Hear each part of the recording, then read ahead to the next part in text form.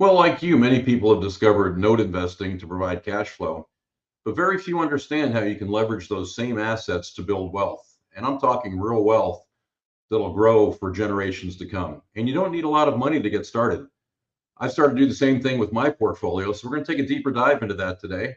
We're also going to look at that note that I bought where the borrower wasn't paying, see how that's going. We've got some content from Eddie Speed today, so we got a lot to cover. We'll get started in 1 minute. We're glad you're here. Real estate has created more millionaires than any other form of investing. But, how is that working out for you? Did you become a landlord and invest in rentals, expecting monthly cash flow? Only to become burned out, with all of the headaches of tenants, toilets and turnover?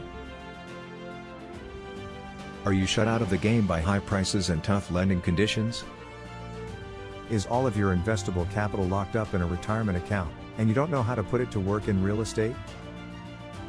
Well, you've come to the right place.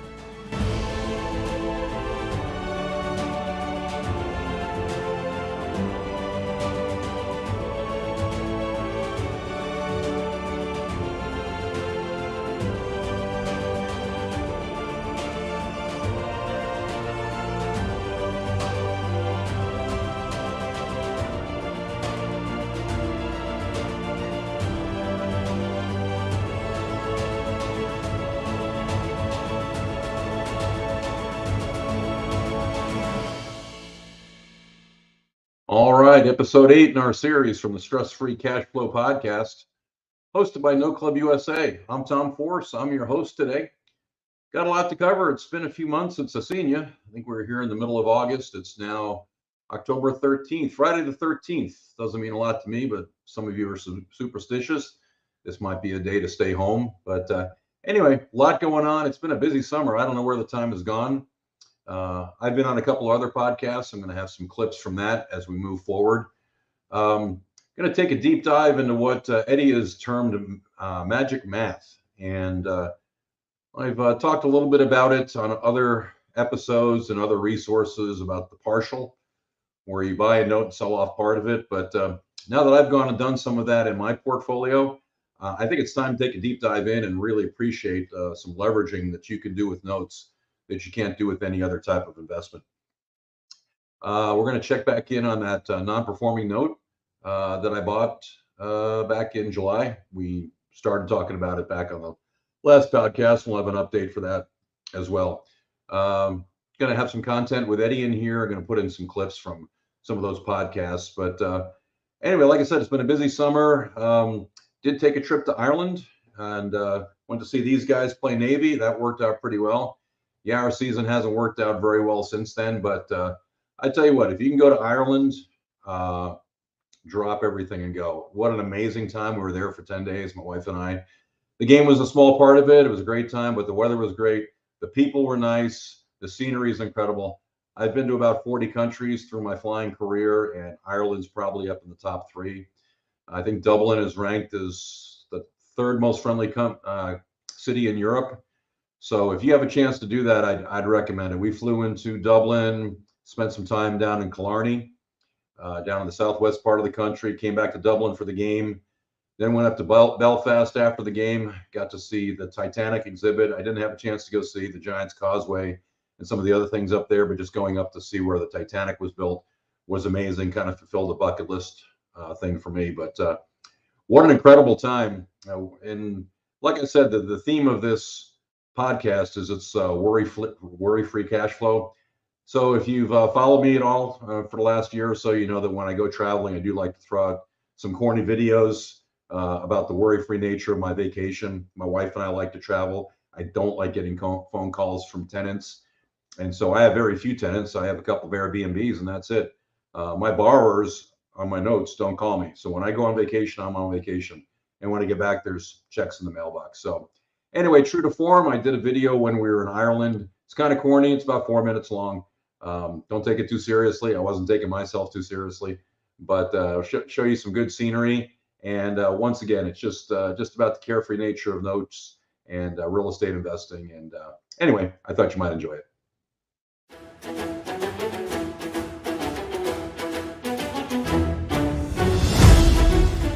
Hey, it's Tom Force from Note Club USA. Part of my Where in the World is the Note Guide today. In December, I came to you from Punta Cana. In February is Aruba. Last month, or July, it was Clearwater, Florida.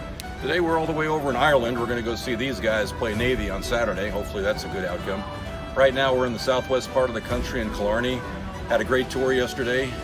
I do, in these videos, stress the worry-free nature of notes and travel. I think we had a mostly worry-free day yesterday, except for driving along these narrow roads in the buses and fearing that we're going to fall off the edge of the cliff with these buses going side by side. But other than that, it's been a great trip so far. Today we've got first of a couple days off, so my wife and I are going to go tour the country, maybe see if we can find somebody who's going to sell to us on seller finance. So we'll take you along and see what we can find, maybe in terms of some sort of real estate deal. So happy to have you aboard. Let's see what we can find out.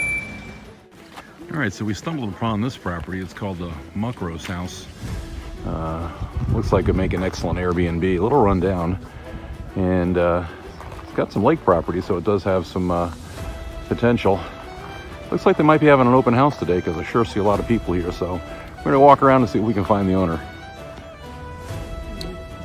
So the lady at the entrance said we weren't allowed to tape inside here. She charges $7 to come into this open house, but it's been worth it. But I'm gonna steal a peek at the view here. I figure it's probably about 12 acres or so. So I have a feeling this property is going to be out of our reach, but we'll continue our tour. Well, they said we couldn't videotape inside, but this is some of the outside. Thinking this sure would make a good Airbnb. I don't know what the square feet is, but it's certainly plenty of bedrooms. Might need a little power wash. Well, I haven't come across any listing photos, but there's certainly plenty to look at here. I think that would make a pretty interesting Wedding venue. You got some great grounds here. A lot of people interested today. And then out to a killer view of the lake. So, like I said, I think this place will fetch top dollar. Well, there's a money shot right there. You can see the side of the place and that great field out here. Would have been great for wedding venue, even concerts out here, Airbnb. But apparently this is not for sale. It's owned in trust by a very rich family, and it's not for sale. It's not even listed. Apparently this open house is not an open house, but it's actually a tour site, and there's all these folks here who pay money to come see it. It's an interesting property. As I walked around, I saw some, probably needed some foundation work. I saw some water damage from some leaks on the roof, and there was no AC, so I think we were probably gonna have to put some money into it anyway. And I have yet to find a Home Depot here in Ireland, so I think we'll scratch this one off the list. I was gonna contact the trustees, but it'll probably be a little bit more than we can chew. So time to move on, see what else we can find.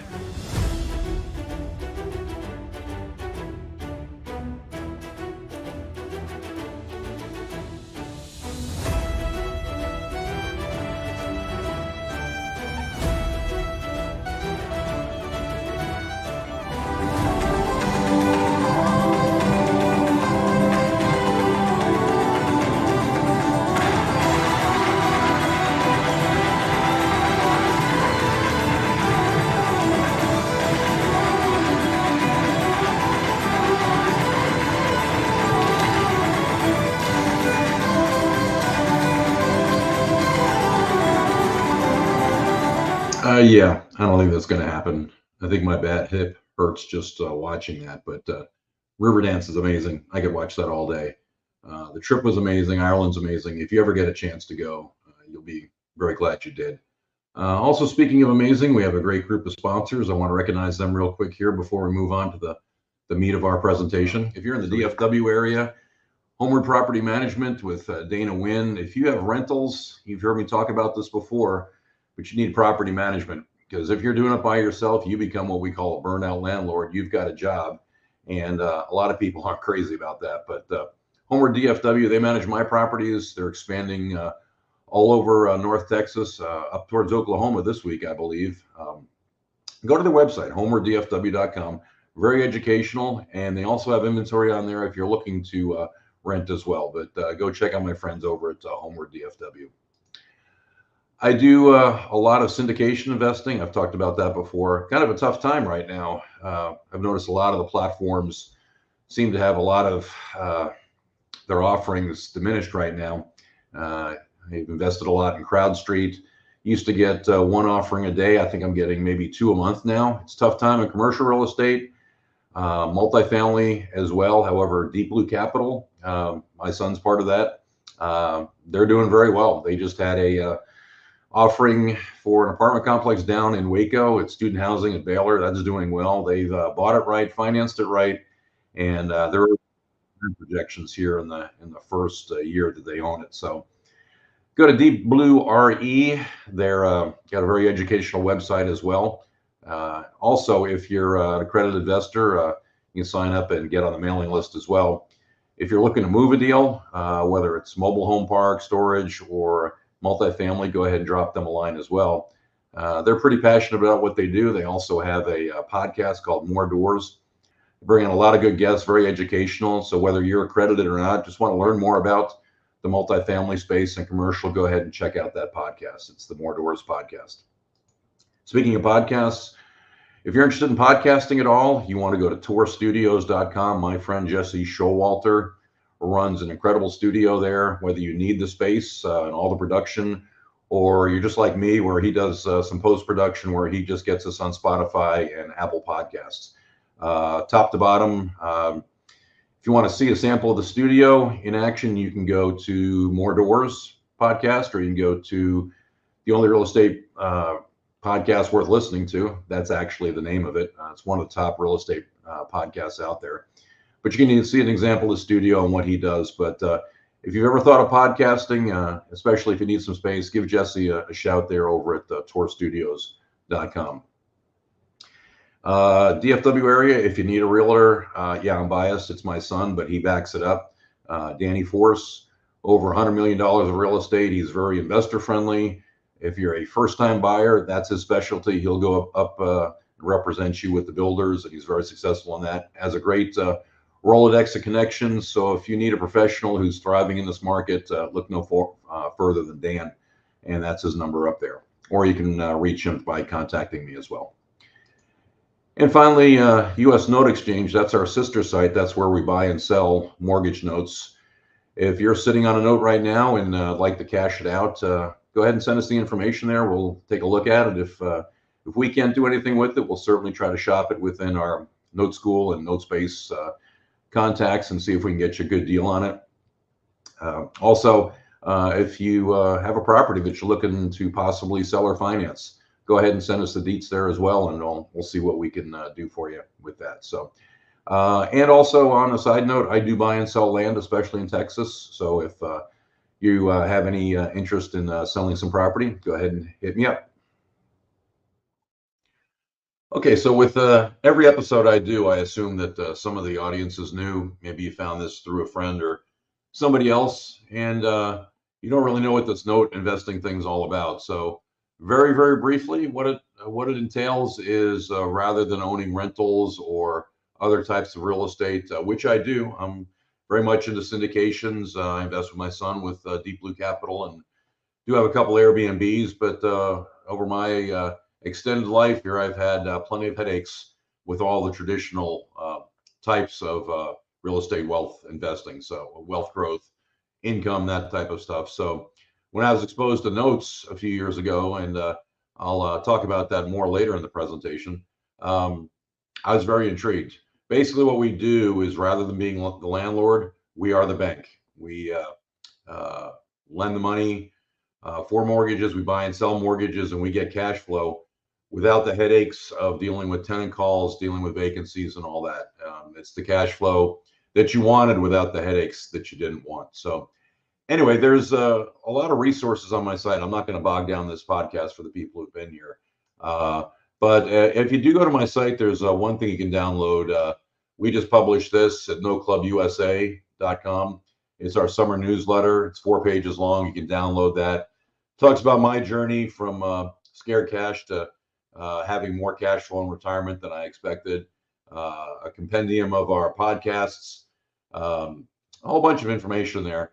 Plus, you can scan the backside of that for 2 tickets to a free masterclass. I'll talk about that again before we're done. So anyway, go ahead and check that out. Also, I've got a link on there that you won't find. You want to go to noclubusa.com/CF. like cash flow. And I do, it's about a 40-minute presentation. I use real live notes that I've bought, how they're working, and how it all fits into my investment strategy. So I ask you to go ahead and check that out. That's a good place to go ahead and start. So those of you who've been here for a while know that I invest mainly in performing notes, which means the borrower is paying on time. Well, if you watched episode 7, you know that I did go ahead and buy a note where the borrower is not paying. I knew it when I was buying it. The buyer has a very spotty payment history, tends to get caught up every 3 or 4 months. But I'm always ready for the worst case. So let's kind of dive into it. The note date, February 1st, 2018. So she's been in the property almost 6 years. Purchase price was $55,500. She only put $1,500 down, which is a little bit of a red flag to me. If I was looking at this note as an ongoing performing asset, that doesn't bode well. I'd like to see my borrowers have a little more skin in the game, but in this case, it is what it is. The loan was $54,000 at 10%, 30 years, so a P&I of almost $474. And the borrower is set up for escrow, which I like to see. So as of beginning of the year, there were 302 payments left. Her next payment due is January 1st of last year, and she did make a catch-up payment on March 17th of 2023. So, as you can see, quite in arrears. The unpaid balance is $52,228, but with the interest and all the other costs associated with her being behind, as of June, the unpaid legal balance, which is what I'm entitled to collect at auction, is $55,735, and actually here in October, it's gone up a little bit more than that. So as far as a valuing of the property, when we bought it, one of the things we look at is broker price opinion. That's where a real estate agent goes out and does an exterior inspection and runs some comps. This was what they came back with, so this is as of the springtime. So we're looking at roughly $58,000 to $60,000 as the value of the property. Now that's just one source of information. If you're a real estate agent, you automatically belong to narrpr.com. You can go ahead and sign up for free, and they'll do comps for you anywhere in the country, give you an estimated value and a star rating from 1 to 5 on their confidence. More comps equals a better star rating. Anyway, so we looked at that. We cross-referenced with PropStream, PropWire, Zillow, and Redfin. When we combined all of them, $60,000 seemed to be a pretty reasonable value for the property without any fixing up. Rents in the area are $700 a month. That's something for the borrower to keep in mind as far as what she's paying for, or what she should be paying for the house, and what the rents are in the area if she had to leave. So back at the end of July, I bought this note for $32,635. That's a 55% investment to value, and once again, the property is worth $60,000. Rents in the area are about $700 a month. So first thing we did was engage the borrower. We hired a door knock and inspector, and this isn't an interior inspection or anything in depth. It's a company that's hired to go out, take pictures for me, assess the value of the property, and also they left a note on the door basically saying they're in arrears. By the way, you might want to call the servicer and stop ignoring the calls. As you can see in this Google Earth picture, there's a couple of decent looking cars in the property, and for this area of the country, this is not unusual. And as you take a Google Earth or Google Maps street view, walk up and down the street, this is a pretty normal condition for properties in this price range in this area. So this door knock inspection was done on June 28th. So some of the major things they reported is that the property is occupied, which is good. Don't want it empty. Car was in the driveway, the AC was running, and no issues were noted that I would be concerned about. So the next day, the borrower called the servicer, and these are the notes in the servicing file. It says, spoke to the borrower this morning, and she will be sending 3 payments on or before July 15th, and then we'll send a payment each month with additional funds to bring the account current. Okay, well, those of you who watched the last episode knows what happened next. The borrower has not paid or contacted the servicer since. So end of June said she was going to get paid up, and here we are the middle of October, and she's ghosted everybody. Guys, that's not a good thing to do. I'm here, part of this industry is giving people a chance, getting them a chance to get caught up. Everybody has circumstances like to work something out where we get her back performing again. We have many modified notes, reperforming notes in my portfolio, and my associates do the same thing. But if you ignore the servicer, if you ignore the lender, then this is only going to end up going one way.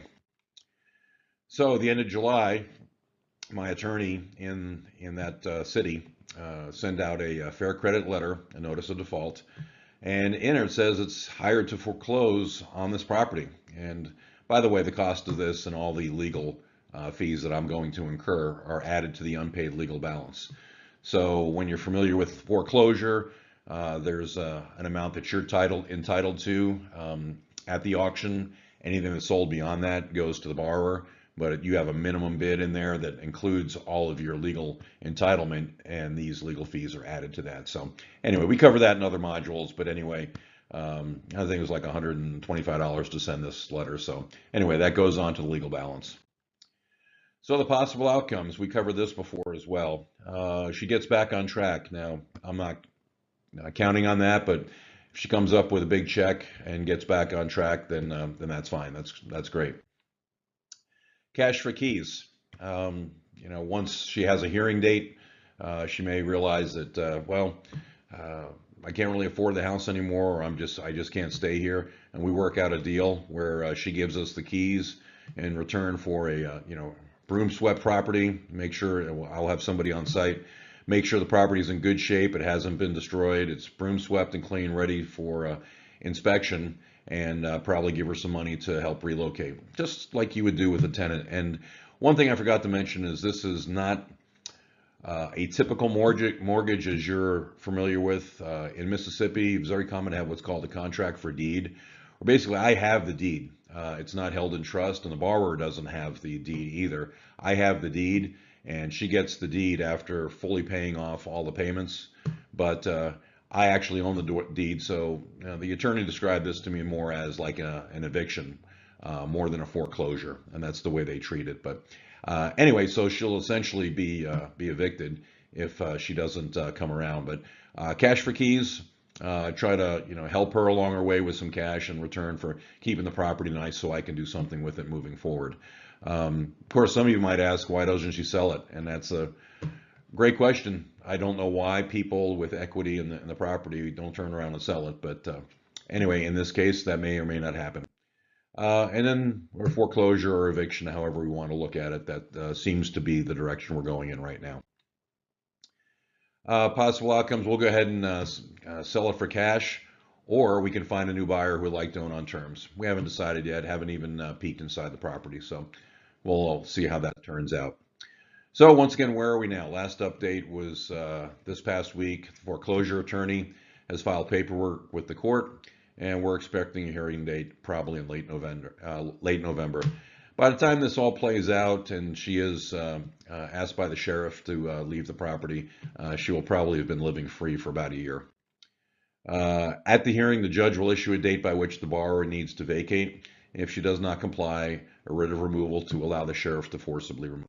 And once again, assuming that we do get the property back, after it's vacated, we'll have a local service assess it, clean it, secure the property, get a lockbox on there, and we'll put it back on the market. We'll either sell it for cash or find somebody to buy it on terms and actually create a performing note. All right, so I doubt that we'll have a resolution of that before the next show, but just wanted to show you another aspect of note investing that's out there. And we do a whole series on seller financing as well, but we'll save that for another episode. Right now, we've got the discussion of NPLs out of the way, but a lot of times people ask, why do I take the time to do this? I mean, quite honestly, I've reached my target goal for cash flow in retirement. I retire here in less than a year, and I've put together enough notes that I've got reliable income for the foreseeable future. And could have just said, okay, I'm done. I've had enough. But there's a couple of things in play here. Mainly, most people don't know how to leverage these notes into a true generational wealth. And now that I have a portfolio, I'm actually going ahead and taking that tack and taking some of my notes and actually using a strategy that I'm going to share here with you. Some people call it magic math. You'll hear Eddie refer to it in just a second. But really what I'm doing is I'm expanding my investor base. I prefer to work with people who know how notes work, have been trained properly, and that's why at the end of every podcast, I offer free tickets to Note School and Eddie Speed's masterclass. It's a 2-hour class. And so if you have at least a passing knowledge of notes and you've been to the masterclass, we can do business. But anyway, this concept came to fore recently about selling what we call the partial. And it's a strategy that I just don't see in any other type of real estate. We call it one of the greatest wealth building strategies that no one's ever heard of. So if you've watched me at all for the last 2 episodes, maybe even going back to episode 1, you know that when you buy a note, you're buying a stream of payments. It's an asset, not a security. You're buying a stream of payments, and you're entitled to those payments. And at some point, the borrower, the underlying borrower, they will sell the house, refinance, and you end up getting cashed out. And there's some great paydays there. But people ask me about notes and how liquid are they? How do I get my money back out if I need it? Well, if you own a bunch of rentals, cashing out your portfolio isn't exactly the easiest thing to do, and you're certainly not going to get top dollar for it. With notes, we have several different ways to get cash out. We can sell notes very quickly. There's a market for them. You shouldn't have to take a haircut when you do it. You can also sell part of a note, and that's something that people have difficulty wrapping their head around. And it's tough. When I first learned about it, I was like, run that by me again. But, we refer to partials kind of like a pizza. All right. Consider the note to be a pizza. And let's say you spent $6 for it. Obviously, that's a long time ago. It might be $20 now. But for our example, let's say you paid $6 for the pizza, but you got to have some friends that showed up and they want to slice your pizza, but hey, you paid $6 for it, so you're going to charge them each $2 for a slice. Well, this isn't higher level math. There's no magic math here. How much do you have into the remaining half of the pizza? You have 0. They have taken care of the cost of the pizza. In fact, you could go ahead and slice off another piece of that pie, and you've collected $8 on the $6 you sent. Sounds like a great business. We do a similar thing here with notes. It's really incredible to watch.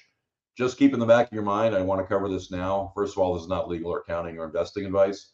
The other is that you don't want to have more than one piece of pizza sold at any time. So if you have a note and you sell off a payment stream as a partial, you only don't want to have one of those out there at a time. You don't want to break it all off into pieces. That'll get you in trouble with the SEC.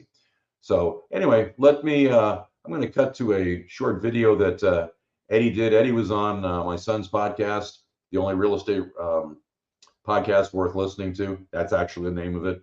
Highly award-winning podcast. And Eddie was on for about an hour and a half, and I wanted to play this clip when we start talking about partials. Well, here's what you could do. You could buy a 20-year note, Brian. You could turn around and take one of your clients that you ever have any friends or family or people that that you go to church with or school, with their parents and all that stuff, the parent of the kids, and they're all saying, hey, Brian, when you get in one of those deals and you need a partner, let me know. Have you ever been solicited about that? Oh, yeah. As a realtor, we call it our database. It's kind of the lifeblood of our business. All right. So you call one of those people and you turn around and you take a self-directed retirement account and you fund $100,000 and you buy that 20-year note. And let's just say for easy conversation purposes, you're going to get $1,000 a month. Mm-hmm. Okay.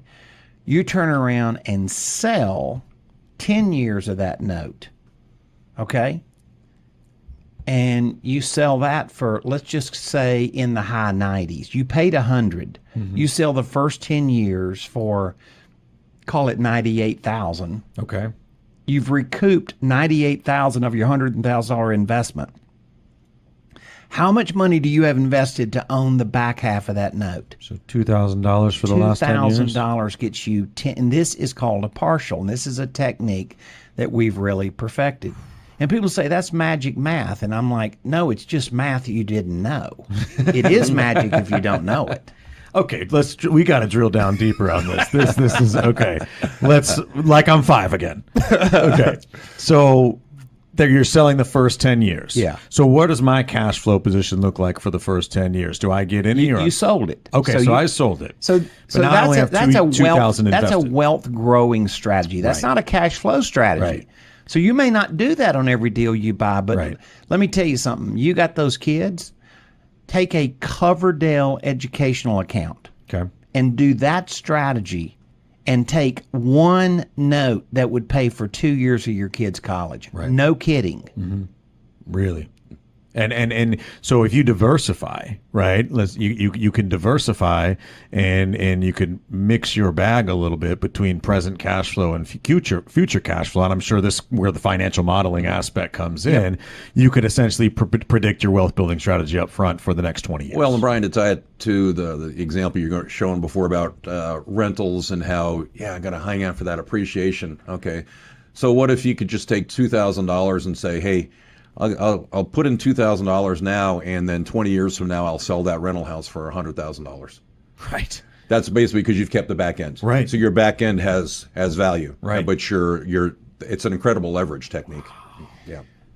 And at the end of the show, we're gonna give something so people can kind of see a little class. We'll have a couple hour little class and actually go through step by step and show the math and show so it's not. I don't want to make it mystical. Sure. Right now, we're just talking about what's possible, not all the mechanics of how you do it. But we're saying what's possible, and people will come to me all the time and they say, Eddie, you talk about having investable capital, and I do have investable capital. I have $300,000, but I'm not Tom, and I can't go own 20 notes. And I'm like, oh yes, you can.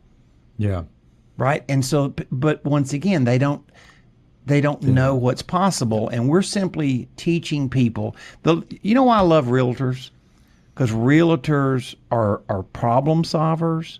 They're fun to teach because they're problem solvers, and they're not scared of real estate. Right. They already know the collateral. And I've said this. I've spoken a lot over many years, right? And I've said this from audiences from Miami to Seattle and everywhere in between. And that is, would you rather be a landlord or the bank? Well, I tell you, there's just so much to unpack there. That there was a lot that was covered by Eddie. For those of you who aren't familiar with who that guest was, Eddie Speed is an industry veteran, been doing notes for about 43 years, done tens and tens of thousands, it may even be 100,000 notes. He runs Note School, he runs Colonial Funding. He's a mentor, a friend of mine, changed the investing trajectory of countless people. But he's the foremost authority out there on notes, and he walks the walk and talks the talk. And we were very pleased to have him on the podcast. A lot of nuggets there, and I do, obviously, the answer to the question at the end is I'd prefer to be the bank than the landlord, and a lot of people are finding out that they actually have that option. I didn't really realize that until about 2 years ago when I heard Eddie on somebody else's podcast, and we'll talk a little bit about that later on.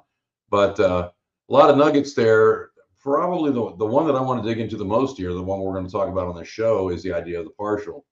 We pay a small amount now, and in the example that Eddie talked about, you invest about $2,000 now and you forfeit some cash flow, but you have a big chunk of cash flow and equity sitting on the other side somewhere down the road, and how just one application of that could be an education account where you could set that up and have a couple of notes in there for your kids, and they happen to explode in value down the road 10 or 15 years from now. That's when they would be able to be cashed out. So a lot to unpack here. Also, if the idea of the Coverdale education account is interesting to you, if you go back to noclubusa.com, go to podcast 3, our guest, we spent probably 45 minutes with Derek Long from Quest Trust Company. They're my favorite trustee for self-directed IRAs and other accounts. And we talk all about tax advantage accounts and investing with notes. So anyway, I'm going to segue into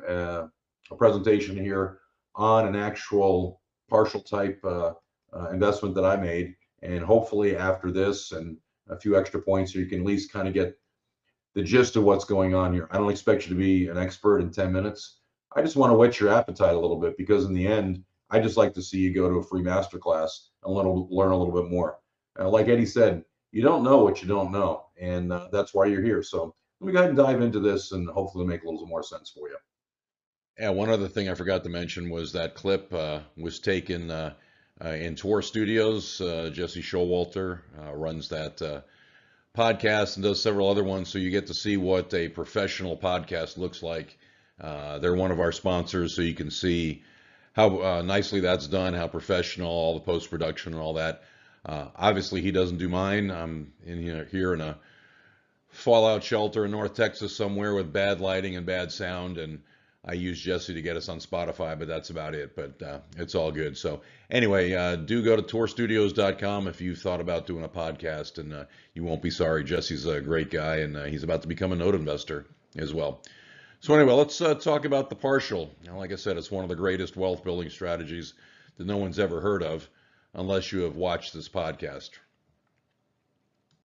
So like the example we showed before, partials are like pizzas. We've got a whole note which is represented by the pizza here. And we sell off individual slices for $2. So our basis in the pizza now is 0. We're eating for free. And we could actually sell more slices and take in more income than we spent on the pizza. And so this is going to be the basis of discussing partials. And like I said, just a caution, when you're selling payment streams off of your note, you only want to have one investor at a time. So you might have a note with 360 payments left, and you sell off the first 8 years, 96 payments. You have to wait till that 8 years goes by before you can sell another partial. So some people don't know that, and they can get themselves in trouble. So just wanted to cover that right now. All right, so nothing works better than an actual case study on actual note that I own. We'll take you right through how all of this works. So here's the property, and I purchased the note on this about a year or so ago. Yeah, the note itself was created in November of 2016. So the borrower has been in there for about 7 years. Like I said, I bought this note about a year or so ago. When the note was formed, it was $149,000 on the balance at 9%, which creates a payment of about $250 and change, and the terms was 300 months.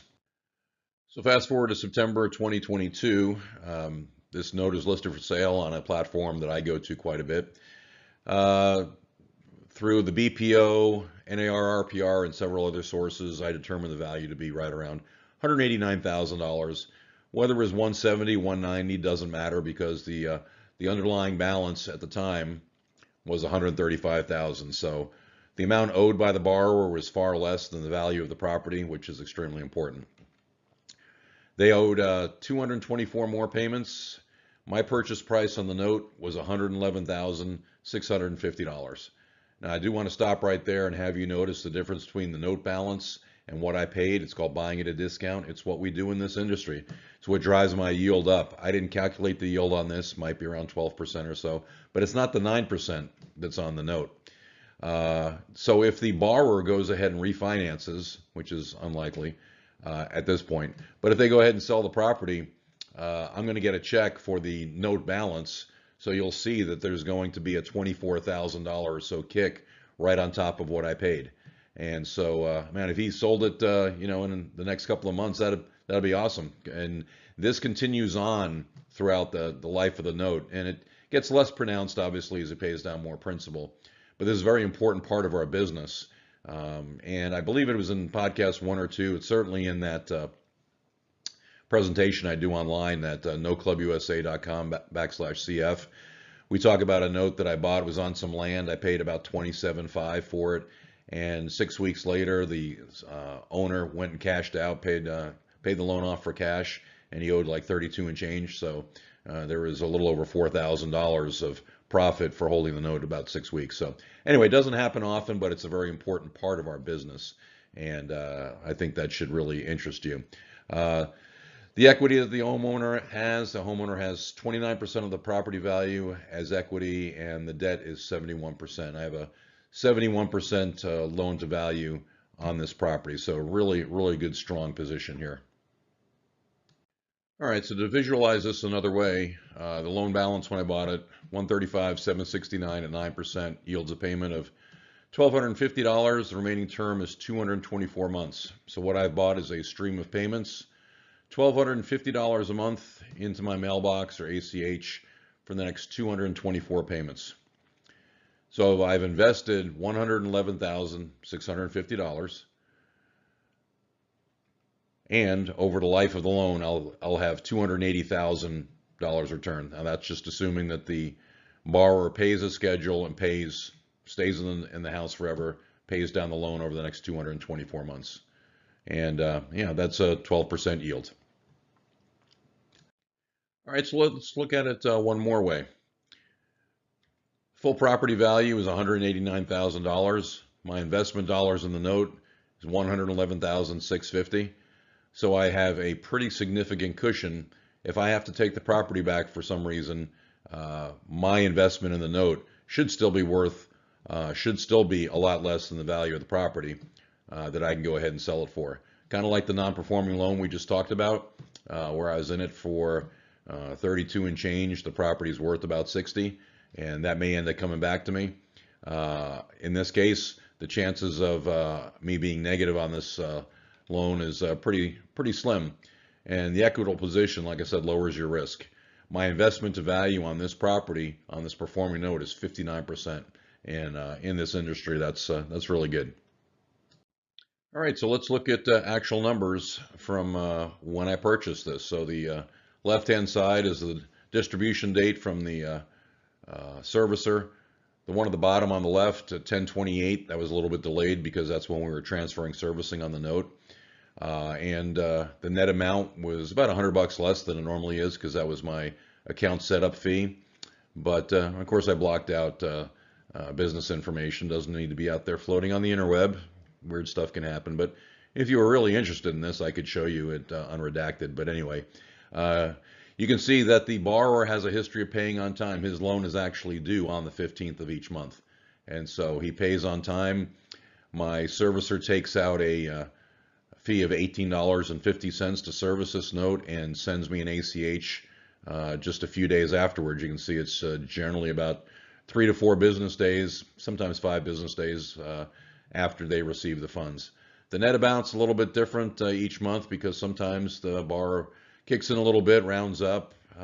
Yeah, that's fine. Whatever. It's all accounted for. They're paying down their principal just ever so slowly. So anyway, the net amount that was taken in after servicing fees for the year, the past 12 months, $14,749.60. So the borrower's balance, the unpaid balance, went from $135,769.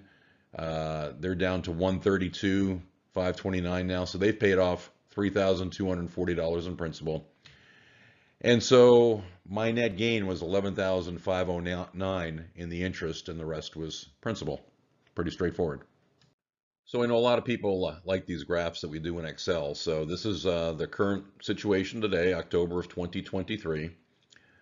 The new balance is $132,529. The remaining basis, the amount of money that I have left in the loan, is $108,410. That represents my initial $111,650 minus the principal pay down he made. That's the amount that I've not recouped yet.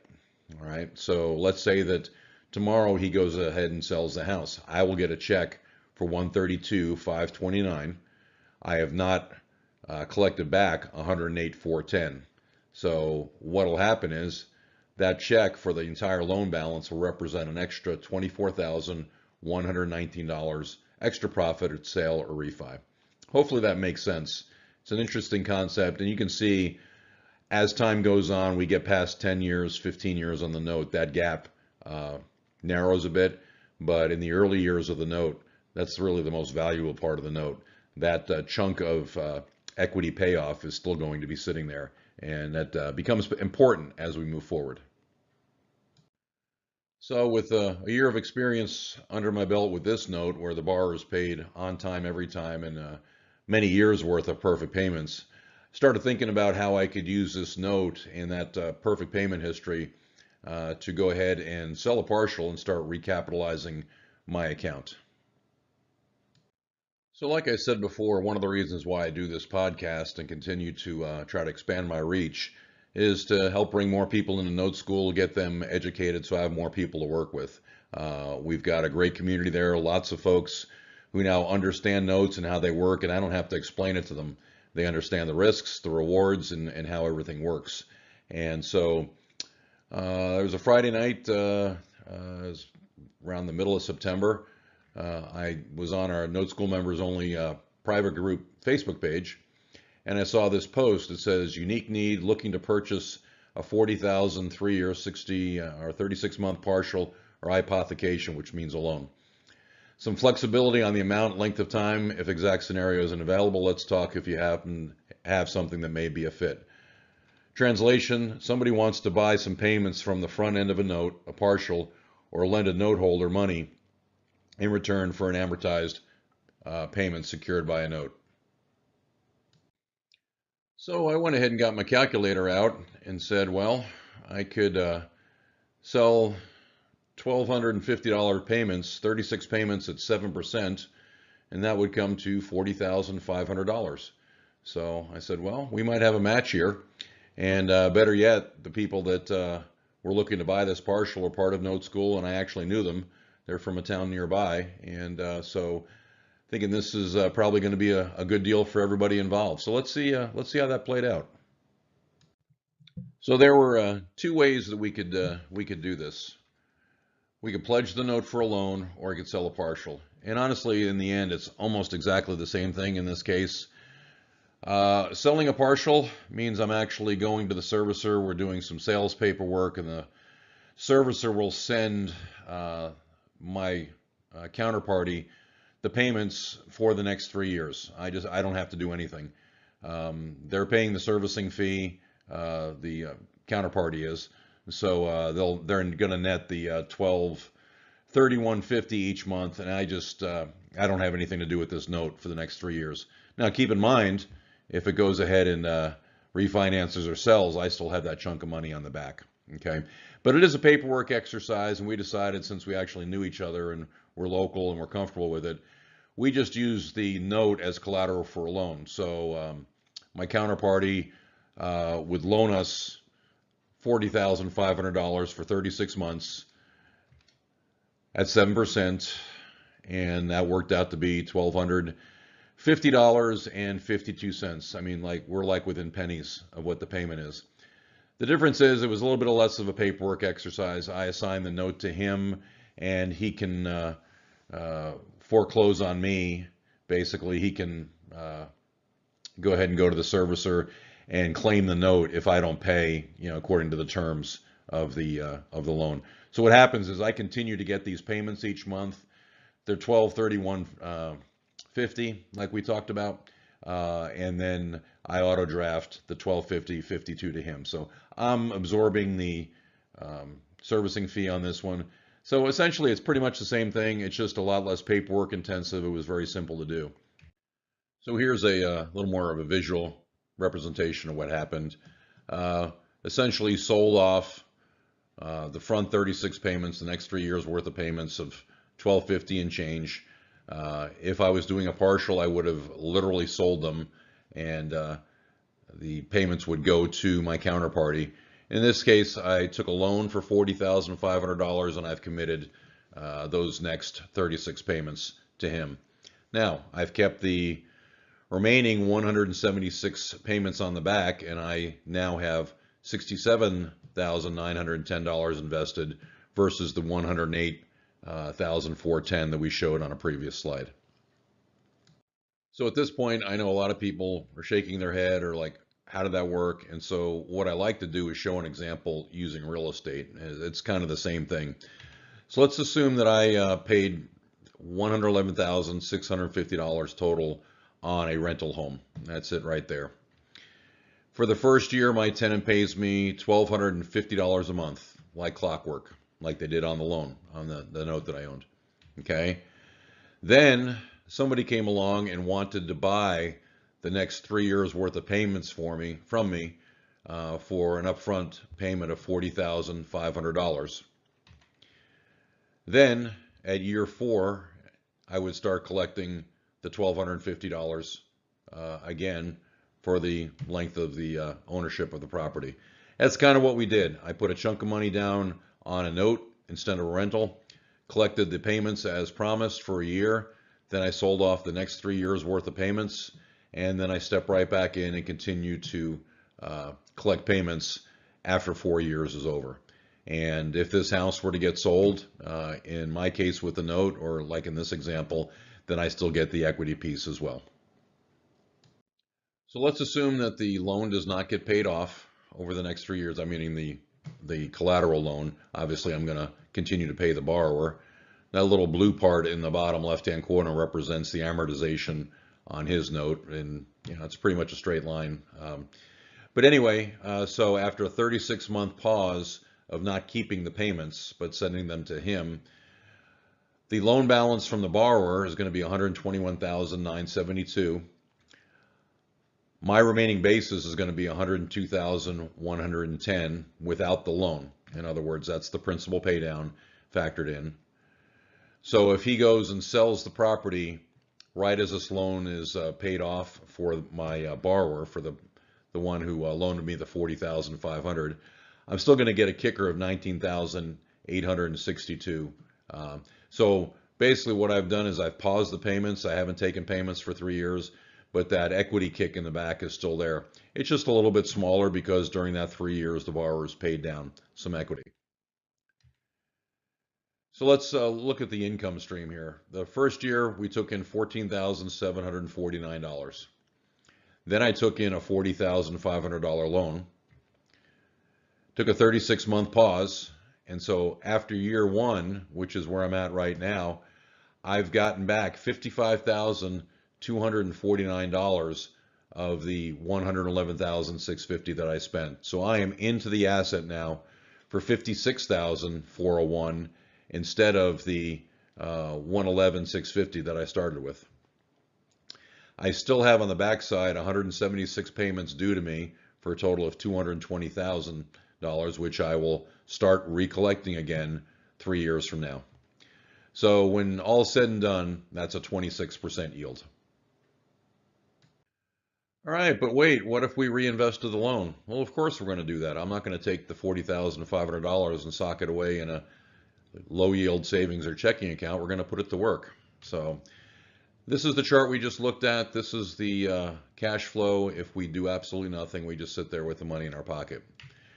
But what if we took the $40,500 and bought a note? There's plenty of notes in that range, and generally I like to buy notes that'll pay me 1% a month of the amount invested. So let's say I picked up another note with that money and it pays $400 a month. Well, it's probably going to be more, but as far as the number of payments, but just for apples to apples here, I'm just going to show what it'll do over 212 months. So that $40,500 over the life of this other notes payments would pay an extra $84,800. All right, so let's go back to this original plan. We talked about this $280,000 returned for the $111,650 invested. Well, now we have two notes for the amount that we invested. We have the original note and now the second note that we picked up for the $40,500. So that second note that I just showed you over the 212 months would return $84,800. Okay. Plus, we've got the original $220,000 returned for the 212 payments left on the original cash flow from year 4 on, plus the original $14,750 I collected in year 1. It's going to come out to a total of $319,550. Okay, so I know I've thrown a lot of numbers at you. You're going to want to go back and watch this again. It starts to get head spinning at this time. But let me see if I can sum it up a little bit better, what the leverage did here for us. So originally I invested $111,650. That was to buy one note. And the planned return on 224 payments was $280,000. So far, so good. But with the extra money that I took in, I was able to increase that return to $319,550 without investing an extra dime out of my pocket. The same $111,650 that was going to return me $280,000 is actually scheduled to return me $319,550, or an extra $39,550 without another dime out of pocket. All right, so let's reset here. Let's just forget about it, investing the $40,500. Let's just look at the underlying loan, the first lien. Let's say that after the 3 years comes and goes, and I fully paid off my counterparty his $40,500 at 7%. He comes back to me and says, hey, that worked out great. I'd like to do it again for another 3 years. I would say, yeah, that sounds great. So I would take a 72-month pause on receiving the payments, and then I get the note back. All right, so let's look at how things look after year 7. The borrower on the property still owes $108,157. All right, my basis as far as principal pay down is $93,034. So let's follow the income trail. Year 1, I brought in $14,749. That hasn't changed. Now I've taken in 2 loans totaling $81,000. I've gotten back $95,749 after 4 years. All right, so I had the first year of income. At the end of year 1, I took in $40,500 in loans, and then I did the same at the end of year 4. So I've already gotten $95,749 back of the $11,650 that I put in. I am into this asset now for just $15,901. And at the end of year 7, I still have 140 payments left coming to me for $175,000. All I've done is push it back another 3 years. That's a 94% yield. Pretty powerful, and I'm going to want you to come back and look at that again. But and once again, that's without reinvesting that $81,000. You know I'm going to go ahead and do it and try to get another $800 a month coming in. All right, well, if it was good enough for 2 loans, how about we do 3 loans? All right, so took in 1 year's worth of payments. Then I took in a loan for $40,500 3 times. So I get the note back. I'm back collecting payments 10 years in. All right, this is where it really gets crazy. At that point, if the borrower hasn't paid off the house by then by selling it or refinancing, he'll owe $90,078. $79,961 will be my principal basis in that, not including the loans and all that. That's the equity kick at closing. So let's look at the numbers again. $14,749 came to me in year 1. Over the next 9 years, I took in 3 loans totaling $121,500. I took a 9-year pause on the payments. I took them in year 1, and then I deferred the payments. I just forwarded them to pay off the loan to my counterparty for the next 9 years. I have received $136,249 back after 7 years because I got the loan for the 3rd time around at the end of 7 years. At that point, after 7 years, I am into the asset for $24,599 less than I paid for it. And beginning in year 10, I have 104 payments of $130,000 total coming back to me. You can't compute that yield. I want you to look at that again. So I had an initial investment of $111,650. Over the next 7 years, I took in $136,249. I took in more money than I spent. So I basically sold off 4 slices of the pizza instead of 3. And at the beginning of year 10, I can start eating that pizza again. I've got less than 0 in the note, and I still have $130,000 coming to me. this is what we're talking about as far as building crazy wealth. And that's what Eddie was talking about. Now, I did this through a loan. You could do it through actually just selling the payments directly to the counterparty.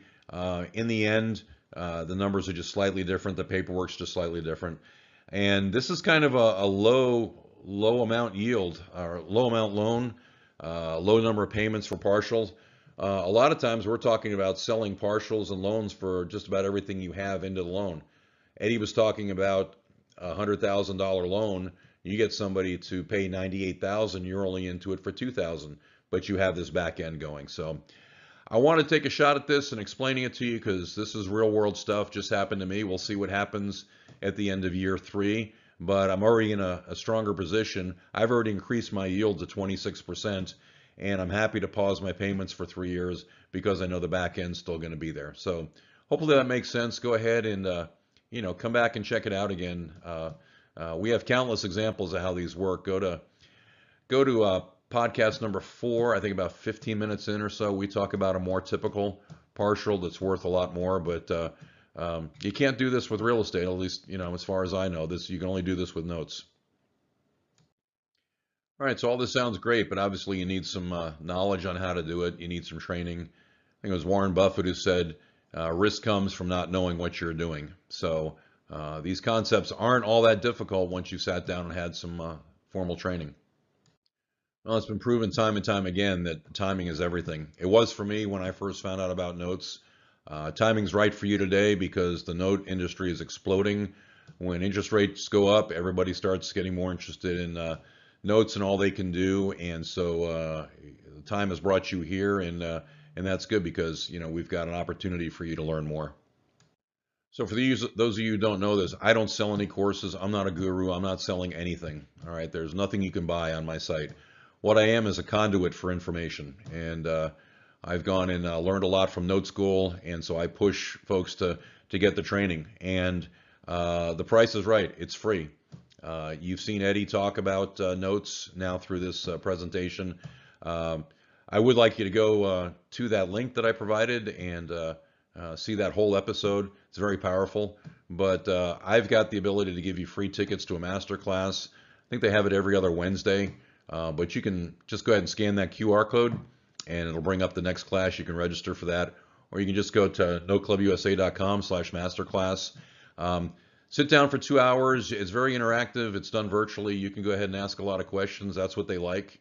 All right, well, it looks like it took a little longer to do the partial presentation than I thought. We've been here just about an hour or so. It's about the length of time I like to wrap up, but I always do try to over deliver and try to really break this concept down because it's so powerful, but it's so foreign to everyone. I want you to go back and watch it again. I want you to go to the masterclass and talk about it thoroughly with Eddie. Get the calculator, see how it works. It's real. I showed an example of a real transaction that happened in my portfolio, and I'm ready to go ahead and do more. And maybe I can be doing some of those with our viewers out there once they've taken the masterclass. So anyway, I do have a couple of clips from my appearance on Note School TV. It was like my 3rd one. I'm going to append it here, right here to the end of the broadcast. They're just a couple of minutes long. Talks a little bit about my journey and kind of lays out what I hope the journey is for you. I'm finding out that very few people know about notes, but when they do, it's like, why didn't I hear about this before? I'm in a lot of Facebook groups, and when they're talking about their rentals and their despair, it's like, wow, why didn't I hear about this? Tell me more. And I just send them to my site. It's all about education, not selling anything. Just want it out there. It changed notes, changed the trajectory of my retirement, and I'd like it to do so for you as well, or whatever your goals are. So just to create wealth, to be able to pivot in these times of uncertainty. So anyway, noteschooltv.com. This is where my visit with Eddie was. You can go to YouTube. That's their site. Lots of great content there. If you like stats, the last broadcast of every month is all about stats on the industry. That's worth the price of admission right there. But anyway, that's the episode I'm on if you want to see the full broadcast. But I'll put in a clip or two. But I do want you to get your masterclass taken care of. The QR code will come up here during the outro. So go ahead and sign up. Watch a replay of this. It'll be up on our website about 30 minutes after we're done. Watch the partial example again. There's also one in podcast 4, about 15 minutes in. But I just want you to have the information. Hopefully, I've just presented enough to say, hey, I'd like to learn more. Then I'll hand you off to the expert. So anyway, till then, we'll see you after Node Expo. That's the first couple of days in November here in Dallas. If you want to go, we're selling tickets on the front page of our website, nodeclubusa.com. Until they're gone, they might be sold out. If they are, I'm sorry about that.